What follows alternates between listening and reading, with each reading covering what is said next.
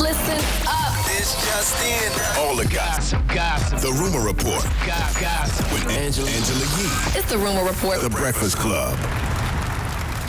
Well, LaLa is speaking for the first time about her divorce. She was on with Angie Martinez, and she explained about keeping it private for a while, how it made her feel. Here's what she said. I still have my moments, but for the most part, I can talk about it now and laugh about it and find, the humor in it all. Otherwise, I'll be a basket case. Were you really bad?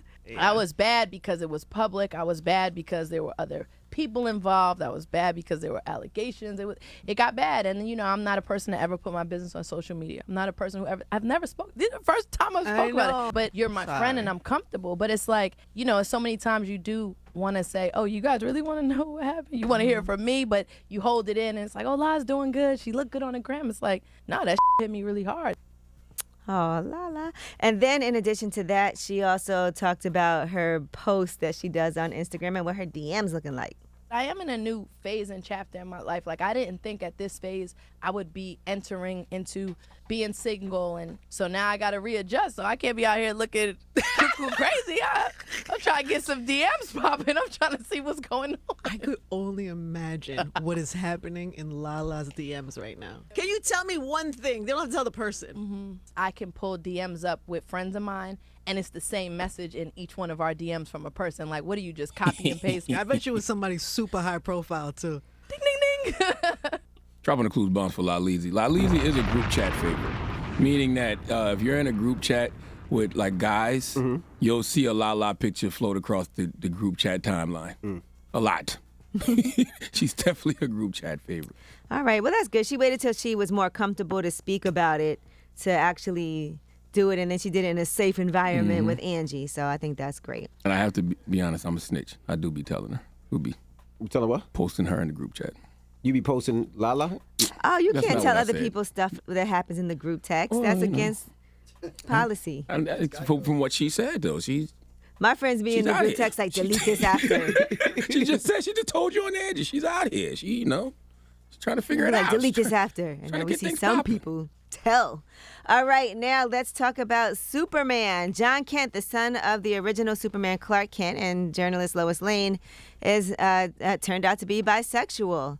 So according to the writer, Tom Taylor, he said, it's not a gimmick. When I was offered this job, I thought, well, if we're going to have a new Superman for the DC universe, it feels like a missed opportunity to have another straight white savior. And he said, we don't want this to be DC Comics creates new queer Superman. We want this to be Superman finds himself, becomes Superman, and then comes out. And I think that's a really important distinction. Now, according to Taylor, reactions have been mostly positive. He said, I'm seeing tweets of people saying they burst into tears when they read the news that they wished that Superman was this when they were growing up, that they could see themselves. People are saying for the first time ever, they're seeing themselves in Superman, something they never thought was possible. So he's a super top or super bottom? Does not say, but he's bisexual. When y'all read comics as a kid, did they have any sexuality in the comics? Anybody dating man, woman, I mean, man, Superman was Did they? dating Lois Lane, Clark Kent. No, you meant like LGBTQ relationship. Yeah. Yes. There was? There Which was. ones? I wasn't in the comics, so I don't know. What's the young lady that plays on Thor? What's her name? I don't know. The character Tessa Thompson plays. I can't remember her name right now. It's slipping my mind. Okay. And there was always rumors that Deadpool was bisexual, Okay. which they'll probably explore in future comics.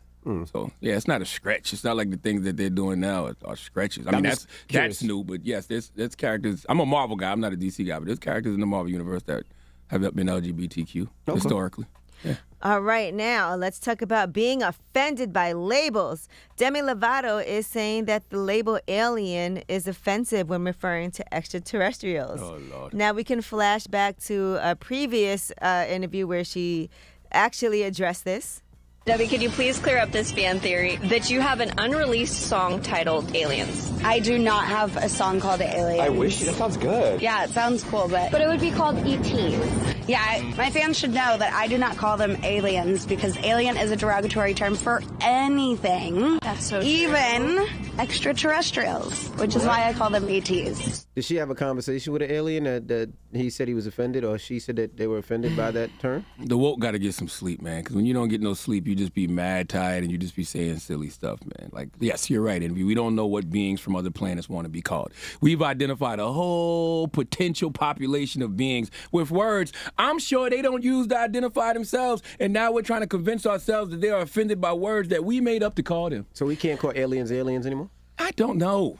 I wonder if it's because people are offended, actual people who... I'm offended by your phone going off every morning at 8 o'clock.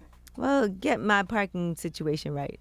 But I wonder if it's because the term alien is offensive when referring to people who are coming from other countries.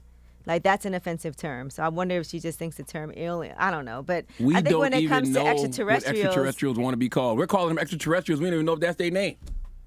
We've made all of these terms up to describe a bunch of beings we've never encountered. What can I call them? I thought you have. I've seen them before. So you have encountered But I them. didn't call them by their name. I just saw them. I saw a flying saucer before. And I woke up one What morning. did you call them? One was standing over me. I called it a flying saucer because that's the term they gave us to describe it. So what That can we sounds call them? offensive to me. Can we call them aliens? Can we call what you call them? ET? What do we call Man, them? leave me alone. By the way, the character is Valkyrie from Marvel. That's who Tessa Thompson plays in Thor. Valkyrie. Okay. Valkyrie All right. is a lesbian. Well, and that- Loki. Loki is bisexual too. I don't know if you watched Loki on Disney Plus. Well, that is your rumor report. So the bottom line is you can't call aliens aliens. Don't call me a bottom. Right? Okay. I will be referred to I super hate top y'all, from here on man. out. I hate y'all, man. Who you giving your donkey to? John Gruden. John Gruden needs to come to the front of the congregation, a.k.a. Super Cracker. We need to have a conversation, okay? All right, we'll get into that next. The Breakfast Club. Good morning.